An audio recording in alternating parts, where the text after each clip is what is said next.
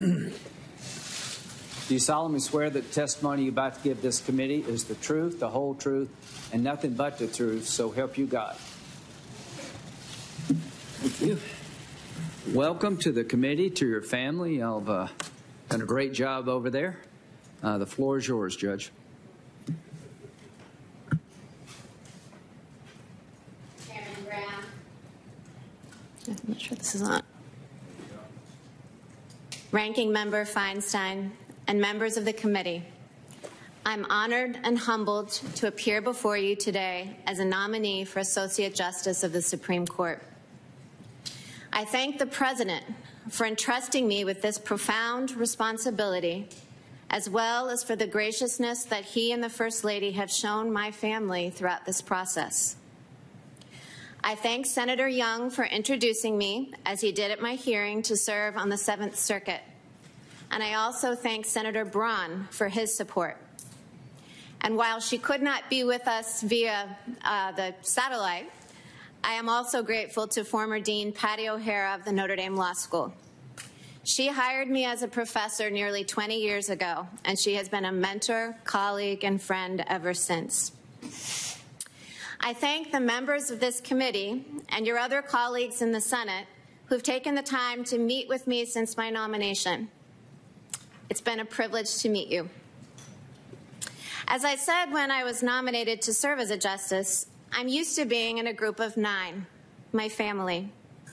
Nothing is more important to me, and I'm very proud to have them behind me. My husband, Jesse, and I have been married for 21 years. He has been a selfless and wonderful partner every step of the way. I once asked my sister, "Why do you think marriage is hard? People are always saying that." "I think it's easy." And she looked at me and said, "Well, maybe you should ask Jesse if he agrees with that." I decided not to take her advice because I know that I am far luckier in love than I deserve. Jesse and I are parents to 7 wonderful children. Our oldest daughter, Emma, is a sophomore in college who just might follow her parents into a career in the law. Next is Vivian, who came to us from Haiti. When Vivian arrived, she was so weak that we were told she might never talk or walk normally. But now she deadlifts as much as the male athletes in our gym, and I assure you she has no trouble talking. Tess is 16, and while she shares her parents' love for the liberal arts, she also has a math gene that seems to have skipped her parents' generation. John Peter joined us shortly after the devastating earthquake in Haiti. And Jesse, who brought him home, still describes the shock on JP's face when he got off the plane in wintertime Chicago. Once that shock wore off, JP assumed the happy-go-lucky attitude that is still his signature trait. Liam is smart, strong, and kind, and to our delight, he still loves watching movies with Mom and Dad. 10-year-old Juliet is already pursuing her goal of becoming an author by writing multiple essays and short stories, one of which she recently submitted for publication. And our youngest, Benjamin, is at home with friends. Benjamin has Down syndrome, and he is the unanimous favorite of the family. He was watching the hearing this morning, I'm told, and he was calling out our names as he saw the kids in the back. My own siblings are here, some in the hearing room and some nearby. Carrie, Megan, Eileen, Amanda, Vivian, and Michael are my oldest and dearest friends. We've seen each other through both the happy and hard parts of life, and I am so grateful that they are with me now. My parents, Mike and Linda Coney, are watching from their New Orleans home. My father was a lawyer and my mother was a teacher, which explains why I became a law professor. More important, my parents modeled for me and my 6 siblings a life of service, principle, faith, and love. I remember preparing for a grade school spelling bee against a boy in my class, and to boost my confidence, my dad saying, "Anything boys can do, girls can do better." And at least as I remember it, I spelled my way to victory. I received similar encouragement from the devoted teachers at St. Mary's Dominican, my all-girls high school in New Orleans. When I went to college, it never occurred to me that anyone would consider girls less capable than boys. My freshman year, I took a literature class filled with upperclassmen English majors.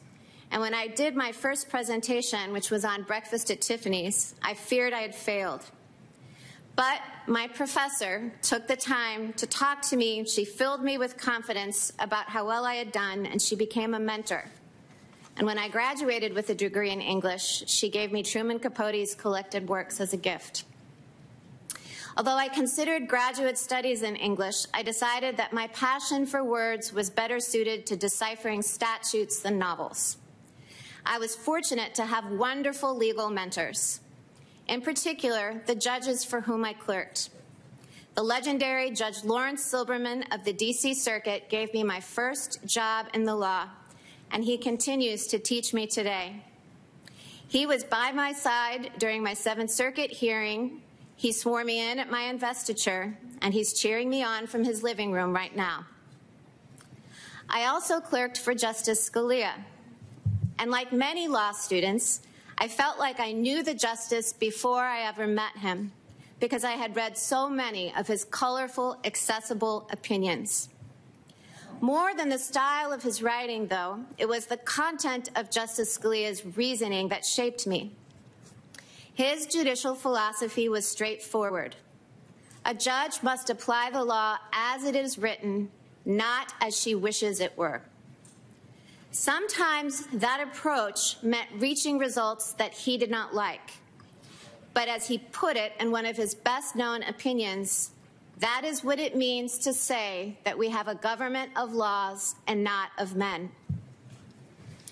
Justice Scalia taught me more than just law. He was devoted to his family, resolute in his beliefs, and fearless of criticism. And as I embarked on my own legal career, I resolved to maintain that same perspective. There's a tendency in our profession to treat the practice of law as all-consuming while losing sight of everything else. But that makes for a shallow and unfulfilling life. I worked hard as a lawyer and as a professor. I owed that to my clients, to my students, and to myself. But I never let the law define my identity or crowd out the rest of my life. A similar principle applies to the role of courts. Courts have a vital responsibility to the rule of law, which is critical to a free society. But courts are not designed to solve every problem or right every wrong in our public life. The policy decisions and value judgments of government must be made by the political branches, elected by and accountable to the people. The public should not expect courts to do so, and courts should not try. That is the approach that I have strived to follow as a judge on the Seventh Circuit. In every case, I have carefully considered the arguments presented by the parties, discussed the issues with my colleagues on the court, and done my utmost to reach the result required by the law, whatever my own preferences might be. I try to remain mindful that while my court decides thousands of cases a year, each case is the most important one to the litigants involved. After all, cases are not like statutes, which are often named for their authors. Cases are named for the parties who stand to gain or lose in the real world, often through their liberty or livelihood. When I write an opinion resolving a case, I read every word from the perspective of the losing party. I ask myself how I would view the decision if one of my children was the party that I was ruling against. Even though I would not like the result, would I understand that the decision was fairly reasoned and grounded in law? That is the standard that I set for myself in every case, and it is the standard that I will follow so long as I am a judge on any court. When the President offered me this nomination, I was deeply honored. But it was not a position I had sought out, and I thought carefully before accepting. The confirmation process and the work of serving on the court, if confirmed, requires sacrifices, particularly from my family. I chose to accept the nomination because I believe deeply in the rule of law and the place of the Supreme Court in our nation. I believe Americans of all backgrounds deserve an independent Supreme Court that interprets our Constitution and laws as they are written. And I believe I can serve my country by playing that role. I come before this committee with humility about the responsibility that I have been asked to undertake, and with appreciation for those who have come before me.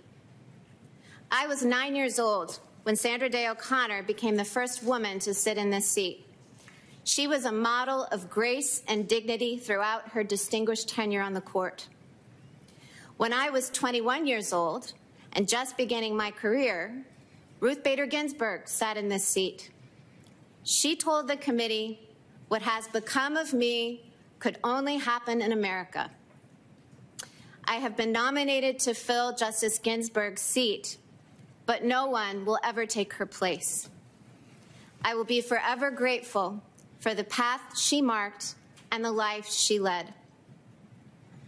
If confirmed, it would be the honor of a lifetime to serve alongside the Chief Justice and 7 Associate Justices. I admire them all and would consider each a valued colleague. And I might bring a few new perspectives to the bench. As the President noted when he announced my nomination, I would be the first mother of school-aged children to serve on the court. And I know that it would make Senators Young and Braun happy to know that I would be the first justice to join the court from the 7th Circuit in 45 years. I would be the only sitting justice who didn't attend school at Harvard or Yale, but I am confident that Notre Dame could hold its own, and maybe I could even teach them a thing or two about football. As a final note, Mr. Chairman, I would like to thank the many Americans from all walks of life who have reached out with messages of support over the course of my nomination. I believe in the power of prayer, and it has been uplifting to hear that so many people are praying for me. I look forward to answering the committee's questions over the coming days. And if I am fortunate enough to be confirmed, I pledge to faithfully and impartially discharge my duties to the American people as an Associate Justice of the Supreme Court. Thank you. Hi, everyone. George Stephanopoulos here. Thanks for checking out the ABC News YouTube channel. If you'd like to get more videos, show highlights, and watch live event coverage, click on the right over here to subscribe to our channel. And don't forget to download the ABC News app for breaking news alerts. Thanks for watching.